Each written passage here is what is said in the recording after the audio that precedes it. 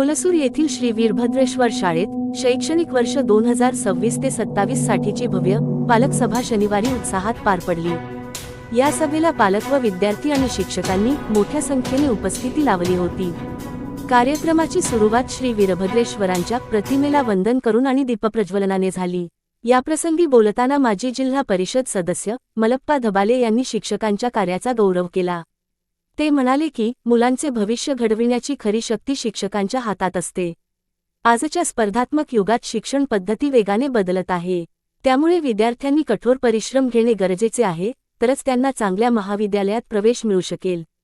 शिक्षकांचे योगदान हे समाजासाठी नेहमीच मौल्यवान आणि अमर राहील, असे प्रतिपादन त्यांनी केले। यानंतर हायस्कूलचे मुख्याध्यापक भगवानराव कुलकर्णी यांनी पालकांच्या जबाबदारीवर प्रकाश टाकला।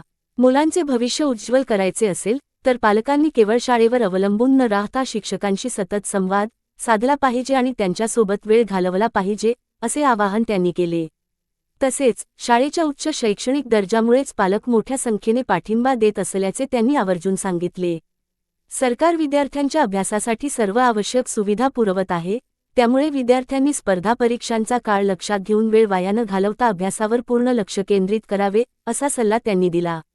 या पालक सभेत सेवानिवृत्त शिक्षक शिवकुमार बिरादार, संस्थेचे संचालक राजकुमार निरोदे आणि प्राथमिक शाळेचे मुख्याध्यापक उदयराज पारशेट्टे यांची देखील अभ्यासपूर्ण भाषणे झाली।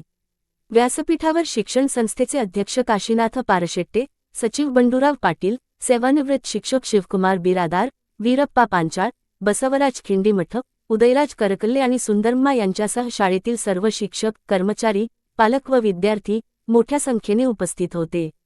कार्यक्रमाचे प्रास्ताविक, स्वागत आणि उपस्थितांचे आभार परशुराम राठोड यांनी मानले।